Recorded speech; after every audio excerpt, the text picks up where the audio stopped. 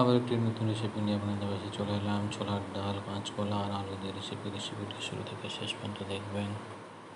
দিচ্ছি আলু রান করার জন্য দিচ্ছি সয়াবিন অয়েল,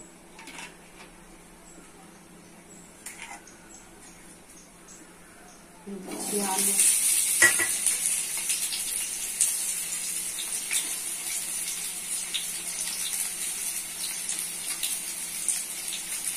দিচ্ছি একটু হলুদ গুঁড়ো, লবণ,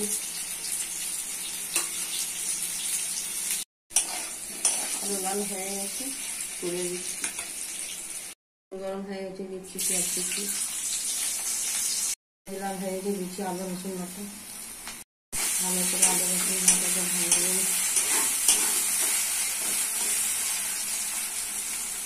রসুন লাল হয়ে গেছে দিচ্ছি মশলা, হলুদ গুঁড়ো 1 চামচ, লঙ্কা গুঁড়ো 1 চামচ, জিরা গুঁড়ো 1 চামচ, ধনে গুঁড়ো 1 চামচ, লবণ 1 চামচ। মশলা ভালো করে কষে নিতে হবে। মশলা কষা হয়ে গেছে দিচ্ছি ছোলার ডাল,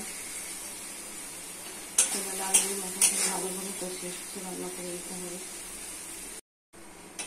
ছোলার ডাল কষা হয়ে গেছে দিয়ে কাঁচকলা আমি গোল গোল করে কুচি করেছি, আপনারা চাইলে লম্বা গোল যা করে করতে পারেন। ছোলার ডাল আর কাঁচকলা কষা হয়ে গেছে দিচ্ছি ভেজে রাখা আলু, ভালো করে কষে নিতে হবে, কষে কষে রান্না করে দিতে হবে। আলু কাঁচকলা সব সিদ্ধ হয়ে গেছে দিয়ে দিচ্ছি জল, দিচ্ছি গরম মশলা,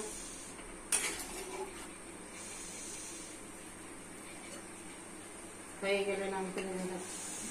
রেসিপিটি রেডি হয়ে কত সুন্দর, কত টেস্টি, বাড়িতে করে খাবেন, পরিবারকে করে খাওয়াবেন। সাবস্ক্রাইব করবেন, সঙ্গে থাকবেন, পাশে থাকবেন।